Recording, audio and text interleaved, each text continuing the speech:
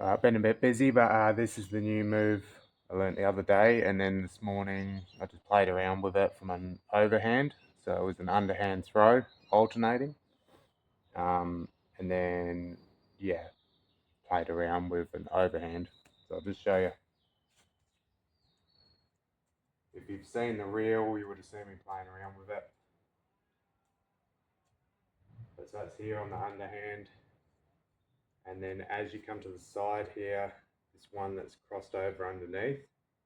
That one's going to be your throwing hand, and as it releases, you got to be real gentle with that. As it releases, you're going to cross this hand back under and catch it on this side. That's here, and then as you come across to here,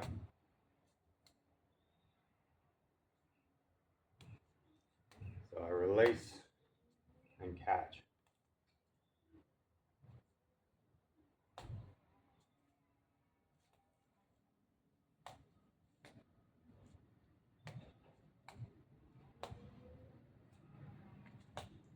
It depends where you let go of it as to where it's going to land and how much tension you put on this other hand. So it's got to be real gentle. You can sort of let it go further, but it's going to be harder to catch it back there. But to begin with, it's just a real sort of just letting go of it, not having too much tension on the rope, and just letting it float, and you'll catch it again. And then you can switch sides. So that's what I was doing on my reel, was just sort of thought about it like Mill's mess, where you're crossing over. So it's here, and then switching to the other side.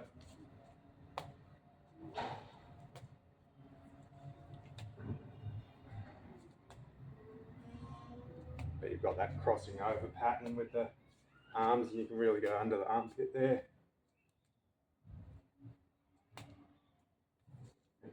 Exaggerate it as much as you like. So then I was just playing around with overhand as well, same thing. And throwing under the back there. And then also, so that's just catching it on the same side, but then trying to come over the top back to here again. It's another variation. But yeah, it's really having just enough slack in the rope for it to float in the air.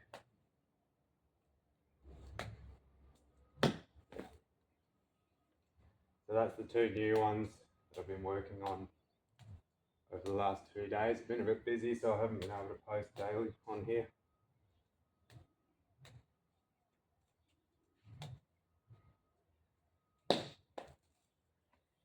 But it's good for tracking, good for hand-eye coordination, and gets a bit of that juggling aspect back into it. Especially when you've got to cross here and come back over to this 45.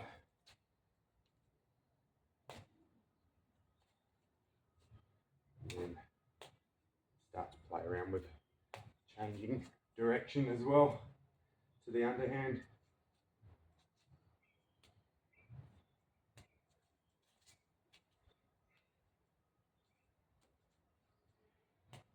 I think this would be good for a lot of those throwing sports where you've got to catch behind and stuff like this. Like weird little movement that you've got to sort of catch and then go. I don't know. Yeah, let me know what you think.